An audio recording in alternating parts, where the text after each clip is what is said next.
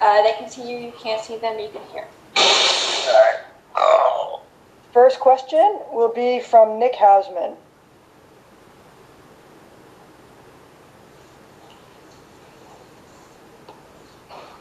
Can you hear me? Am I on this? Yeah. Yep. Stay tuned for a question from Nick Hausman. The belt on the back. John, can you hear me? Yeah, what's up? Hey, John. Hey, thank you very much for taking the time. What's up? I'm trying to get the belt in the back there. It's behind me. No problem. Well, I wanted to get your thoughts on the debut of Brian Cage tonight. He seems to have an AEW title shot in the works. What do you think of Cage?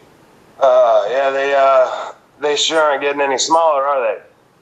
Christ, hell. Yeah, he looked, from what I've seen, really impressive. Obviously, I've seen him in the ring before.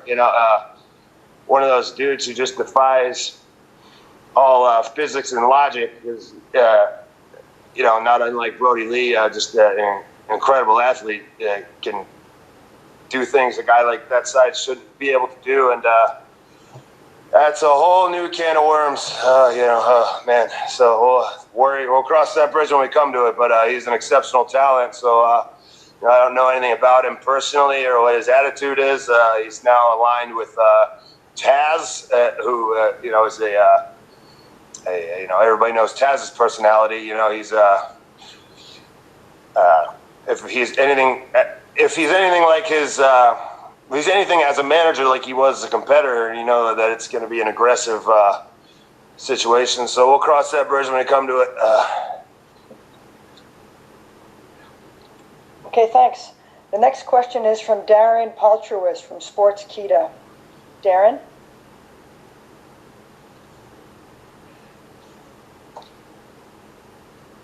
Hey, it's Darren. Sorry about that. Thank you very much for your time. And two-parter for you, John. The first one is, besides winning the match tonight, what was your favorite moment of the night? And the second thing is, who is the best Jerky Boys character? Geez, why can't I think of his name right now? Oh, come on. I'll answer the first one. Definitely the best moment of the night for me. I saw snippets of the show. Tomorrow or tonight, I'm going to go back and watch the entire thing all the way through. I was, getting my own mental and physical preparation and warm up going on most of the night. So I only saw snippets and bits and pieces of the show. But from what I understand, it was, it seemed everybody. I mean, right now, everybody at AEW is a team. Even guys that are my rivals, technically, still we're teammates. We're all here to make AEW a success and to bring, entertainment to wrestling fans and inject new energy into the wrestling business and bring new fans in. And that's basically all of our goals at the end of the day. So right now, backstage after the show ended, it feels like we just won the Super Bowl. We put on, a hell of a pay-per-view top to bottom, and, everybody's just jacked up and hyped up and high-fiving. We feel like we just, won a game when we were an underdog, during a pandemic where, we can't have, a regular crowd in the building. We're in a strange situation on these safety protocols. So, kind of with our backs up against the wall, my back kind of up against the wall tonight against Brody Lee. I felt a lot of motivation tonight because, not only the personal situation between me and Brody Lee, but, you want a world title match to be a big thing with the clear number one contender with 2 months of build up and a backstory and a big thing. And, this is just a 3-week thing. And, Brody, to his credit, stepped up on a 3-week notice when he could be at home just waiting until the world goes back to normal to make his debut. But he jumped right into the fire in a dangerous match against me, and he rolled the dice at Double or Nothing, and he came up short. But I don't think he really has anything to be ashamed of. That was the toughest match I've had in AEW. At certain points, I really was concerned that I was going to lose, and that's the championship mindset.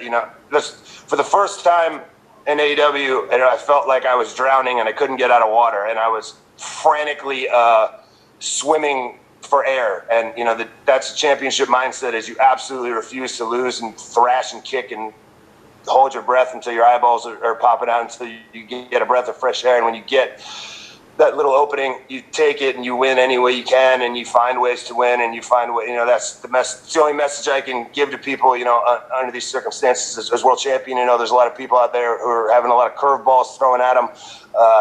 They're going to have to dig themselves out of financial holes and adapt their businesses or their jobs or their situations to how the world has changed. And when you get strange curveballs thrown at you like Brody Lee or whatever, and you're getting power bombed and thrown around the ring, and your stage is breaking and you're crashing through and shit's just going bad, you got to find a way. You got to find a way to win and to find a way to succeed, and refuse to let anything bad win the day. You got to find a way to succeed and get what you want out of life. And the best moment tonight for me personally was, this man disrespected me, this man stole my property, and to see this man who disrespected me and stole my property, and to leave him laying unconscious and bloody and take my property back and casually stroll out of the ring and show everybody in the world what happens when you cross me, that was an extremely gratifying feeling. The next question is from Dave Meltzer from Wrestling Observer. John, how you doing? What's up, bro? Not too much. I was just wondering, look forward, actually. Who would you like to wrestle for the championship if you had your pick? And it doesn't have to be one name, but a couple of names that you would be looking forward to on this roster right now. I think, the last two, first two matches I had kind of. For short, quick 3-week notice kind of curveball kind of scenarios, and did everything in my power. It's cool because, I have the control here to take, this is what we got, and I can turn it into something good and as best I can. And, but in the long term, this is about, playing the long game, thinking about the big moments. Those don't just come on 3 weeks notice. Those come on, this is a thing that burns and simmers and sizzles, for a long time. And then, even me and Jericho was a long, slow burn from Double or Nothing last year to Revolution this year. And, obviously, I don't think that right now Kenny Omega is in a tag team, in the tag team division. I don't think the chapter is closed on me and him. He's one of the best big match wrestler in the world, and he brings that big match feel. I think Hangman Page, who's also right now competing in the tag team division, who's got momentum behind him, and he's growing into his what he's going to be. He's going to have that moment where he really steps into being the man kind of thing, and that might be at my expense one day. Cody Rhodes, who's kind of could be a generational rival kind of thing for me. We're cut from the same cloth, but we're kind of two sides of the same coin.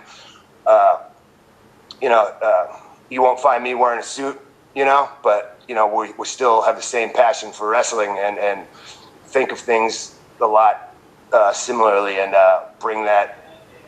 We're two guys who bring that big match feel, and that could be a huge match. And and there's obviously MJF's coming up, and me, I want to wrestle everybody, because it's like I don't want to just be at the top of the mountain and now it's all good.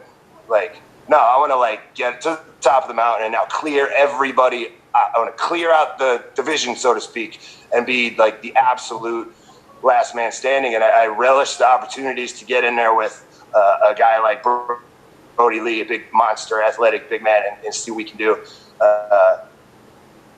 Relish the opportunity to get in there with Jake Hager, an All-American, an undefeated heavyweight MMA fighter, see what we can do.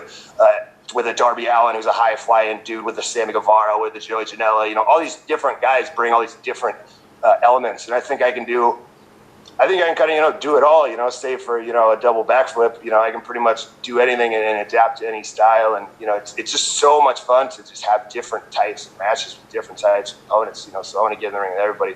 But I think, those guys I mentioned are the big matches. But ultimately, it's whatever the fans want to see. You want to, whatever the big names and the marquee names are, that's who I want to be matched up against. Thanks. Next up is Brandon LeClaire from Pro Wrestling Torch.